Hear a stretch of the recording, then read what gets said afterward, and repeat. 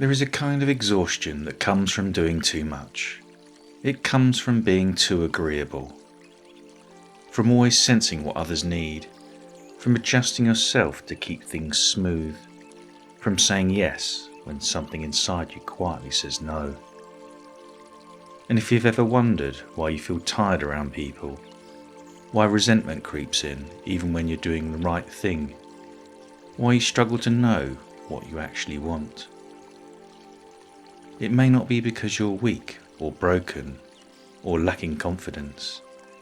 It may be because you've learned very early on that being agreeable felt safer than being real. And today, I want to help you see how that happened, how the ego uses people-pleasing to protect you, and how to begin stepping out of it without becoming cold, aggressive, or losing yourself. Most people don't become people-pleasers by choice. They become people-pleasers through adaptation. At some point, often early in life, you learn something subtle but powerful. That being easy, being helpful, being agreeable made life feel safer. Maybe it reduced tension. Maybe it earned approval. Maybe it helped you stay emotionally connected. So your system learned, this works, do more of this. And slowly a role formed. A version of you that listens closely, anticipates needs, keeps the peace, smooths over discomfort. Not because you're fake, not because you're intelligent. This role helped you belong. It helped you survive emotionally, and for a long time it worked. But the ego rarely lets go of a strategy, even when it starts costing more than it protects. At first, people-pleasing feels like kindness, but over time something changes. You may notice you feel drained after conversations. You replay interactions in your head. You overthink your tone, your timing, your words. You feel guilty for wanting space. And eventually, something deeper appears. A quiet resentment. Not loud, not dramatic, just a dull sense that something isn't right. You start thinking, why does it feel like I'm always adjusting? Why does no one seem to notice how much I give? Why do I feel unseen even when I'm surrounded by people? This is the moment many people miss. Because outwardly, you're still being good, but inwardly, you're slowly disappearing. Each time you say yes when you mean no, each time you soften a boundary to avoid discomfort, each time you stay silent to keep things pleasant, you move a little further away from yourself, quietly, gradually, almost invisibly. The ego calls this goodness, but goodness that costs your truth. It's not kindness. It's self-abandonment dressed up as a virtue. Here's where understanding the ego changes everything. The ego's job is not to make you fulfilled. It's to keep you safe. And safety to the ego means avoid rejection, avoid conflict, avoid disconnection. So the ego says, don't upset them, don't disappoint them, don't risk being misunderstood. And it uses people-pleasing as a protection. It whispers, if they are happy, you are safe. If they approve, you belong. If they're comfortable, you won't be left. But safety is not the same as truth. And when safety becomes the priority, truth becomes optional. This is why people-pleasing feels compulsive, why guilt appears when you try to change, Why saying no can feel tight in the chest or heavy in the stomach. You're not being dramatic. You're challenging a survival pattern. There is a cost to always being agreeable, and it's not just exhaustion. It's disconnection. Because the people around you don't actually know you. They know the version of you that adapts, that accommodates, that stays reasonable, that keeps things easy.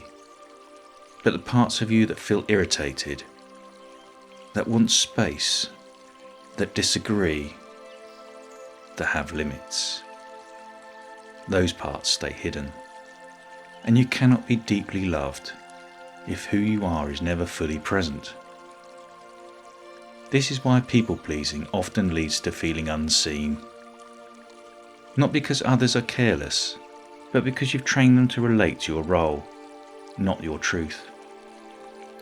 And when you finally begin to assert yourself, it can feel shocking to you and to them.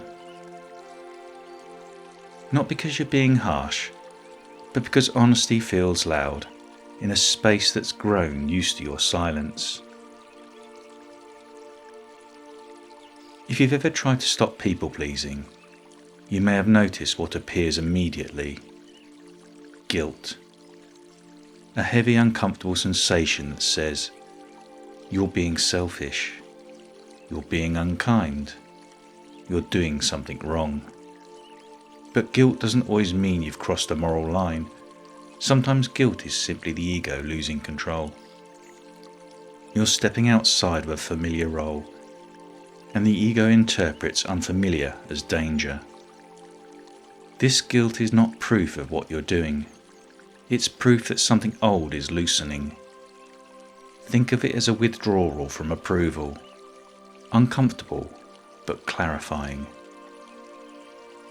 Let's bring this into real life, not dramatically, not aggressively, quietly, clearly. Number 1. Say no without a reason. Notice what happens in your body when you imagine saying no without explaining. The tightening, the urge to soften it, to justify it, to make it easier for them. That urge isn't kindness, it's conditioning. No, I can't. No, that doesn't work for me. No, not this time. Silence afterward is allowed. Over-explaining is often the ego trying to regain approval. Let the discomfort exist. It will pass. 2. Let people feel disappointed. Notice how quickly you want to fix disappointment, to reassure, to soften, to make it okay. But disappointment is not danger. It's a normal part of adult relationships. When you rush to remove someone else's discomfort, you quietly teach them that your comfort matters less. Let disappointment breathe. It teaches others how to meet you honestly. 3. Pause before responding. Notice how fast yes wants to escape your mouth, how quickly your fingers move to reply, how urgency replaces clarity. That speed isn't generosity, it's fear of tension. Try pausing. I'll get back to you. Let me think about that. That pause is not rejection, it's self-respect forming. 4. Listen to resentment instead of judging it. Resentment isn't a flaw, it's information. Often it points to a boundary that wasn't honoured. Instead of judging it, ask, what did I agree to that I didn't actually want? That question brings you back to yourself. Many people fear that if they stop people-pleasing, they'll become cold. But what actually happens is clarity, and clarity is kinder than confusion. Some people may pull away. That doesn't mean you're doing something wrong. It means the relationship was built on imbalance, and space opens for connections rooted in mutual respect, not compliance. This isn't rebellion, it's alignment. You were not born to manage everyone's comfort. You were not designed to disappear for harmony. You learned to be agreeable because it once kept you safe. Thank that part of you, and then let it rest. There is a deeper intelligence within you, one that knows when something is a yes and when something is a no. Listening to that doesn't make you selfish, it makes you whole, and wholeness is the foundation of real peace. Stay with this awareness today. Notice where you soften yourself automatically and gently choose truth over habit. You don't need to become someone else. You just need to stop abandoning who you really are.